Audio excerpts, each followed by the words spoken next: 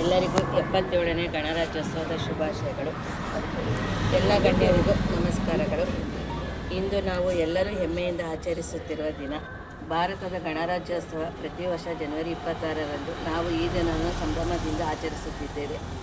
1950ರಂದು ನಮ್ಮ ದೇಶದ ಸಂವಿಧಾನ ಜಾರಿಗೆ ಬಂದು 1951 ಜನವರಿ 26ರಂದು ಭಾರತವು ಸಂಪೂರ್ಣ ಗಣರಾಜ್ಯ ರಾಷ್ಟ್ರವಾಯಿತು.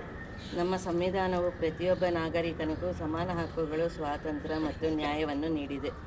ಡಾಕ್ಟರ್ ಅಂಬೇಡ್ಕರ್ ಅವರ ನೇತೃತ್ವದಲ್ಲಿ ರಚಿಸಲಾದ ಈ ಸಂವಿಧಾನವು ನಮ್ಮ ದೇಶದ ಹೆಮ್ಮೆಯಾಗಿದೆ.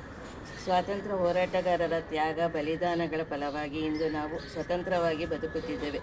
ಮಹಾತ್ಮ ಗಾಂಧೀಜಿ, ನೆಹರು, ಸುಭಾಷ್ ಚಂದ್ರ ಬೋಸ್ ಮತ್ತು ಅನೇಕ ವೀರರು ನಮ್ಮ ದೇಶಕ್ಕಾಗಿ ತಮ್ಮ ಜೀವನವನ್ನೇ ಅರ್ಪಿಸಿದ್ದಾರೆ. ಇಂದು ನಾವು ಎಲ್ಲರೂ ಒಗ್ಗಟ್ಟಿನಿಂದ, ಶಿಸ್ತು ಮತ್ತು ಶ್ರಮದಿಂದ ದೇಶದ ಅಭಿವೃದ್ಧಿಗೆ ಕೈ ಜೋಡಿಸಬೇಕು. ಉತ್ತಮ ನಾಗರಿಕರಾಗುವ ಮೂಲಕ ಭಾರತವನ್ನು ಶ್ರೇಷ್ಠ ರಾಷ್ಟ್ರವನ್ನಾಗಿ ಮಾಡುವುದು ನಮ್ಮ ಕರ್ತವ್ಯ. ಜೈ ಹಿಂದ್.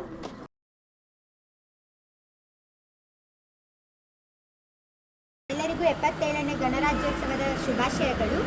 ನಾವಿವತ್ತು ಯಾಕೆ ಸೇರಿದ್ದೀವಿ ಅಂತ ಎಲ್ಲರಿಗೂ ಗೊತ್ತಿದೆ. ನಾವು ನಮ್ಮ ಭಾರತದ ಅತ್ಯಂತ ಮಹತ್ವದ ದಿನವಾದ ನಾವು ಗಣರಾಜ್ಯೋತ್ಸವವನ್ನು ಆಚರಿಸಲು ನಾವೆಲ್ಲರೂ ಸೇರಿದ್ದೀವಿ. ಜನವರಿ 26ನೇ ತಾರೀಕು ನಾವೆಲ್ಲರೂ ಗಣರಾಜ್ಯೋತ್ಸವನ ಪ್ರತಿ ವರ್ಷ ಆಚರಿಸ್ತೀವಿ. ಭಾರತದ ಸಂವಿಧಾನ ಅಂಗೀಕರಿಸಿದ ದಿನವನ್ನು ನಾವು ಪ್ರತಿ ವರ್ಷ ಗಣರಾಜ್ಯೋತ್ಸವವಾಗಿ ಆಚರಿಸ್ತೀವಿ. 1950ರ ಜನವರಿ 26ರಂದು ಡಾಕ್ಟರ್ BR ಅಂಬೇಡ್ಕರ್ ಅವರ ನೇತೃತ್ವದಲ್ಲಿ ಭಾರತದ ಸಂವಿಧಾನವು ಜಾರಿಗೆ ಬಂತು. ಭಾರತದ ಸಂವಿಧಾನದಲ್ಲಿ ನಾವು ಸಮಾನತೆ, ಸ್ವಾತಂತ್ರ್ಯ ಹಾಗೂ ನ್ಯಾಯ ನಿಷ್ಠೆಯನ್ನು ಭಾರತದ ಸಂವಿಧಾನ ನಮಗೆ ಕೊಟ್ಟಿದೆ. ನಾವು ಗಣರಾಜ್ಯೋತ್ಸವವನ್ನು ಒಂದು ಹಬ್ಬವಾಗಿ ಆಚರಿಸೋದಲ್ಲ, ಅದು ನಾವು ಕರ್ತವ್ಯವನ್ನು ನೆನಪಿಸೋ ದಿನ ಕೂಡ ಹೌದು. ಹಾಗೂ ನಾವು ನಮ್ಮ ಗಣರಾಜ್ಯೋತ್ಸವ ದಿನ ನಾವೆಲ್ಲ ಶಾಲೆ ಕಾಲೇಜುಗಳಲ್ಲಿ ಹಾಗೂ ಕಚೇರಿಗಳಲ್ಲಿ ಹಾಗೂ ದೆಹಲಿಯ ರೆಡ್ ಫೋರ್ಟ್ನಲ್ಲೂ ಕೂಡ ನಾವು ಆಚರಿಸೋದನ್ನ ನೋಡ್ಬೋದು.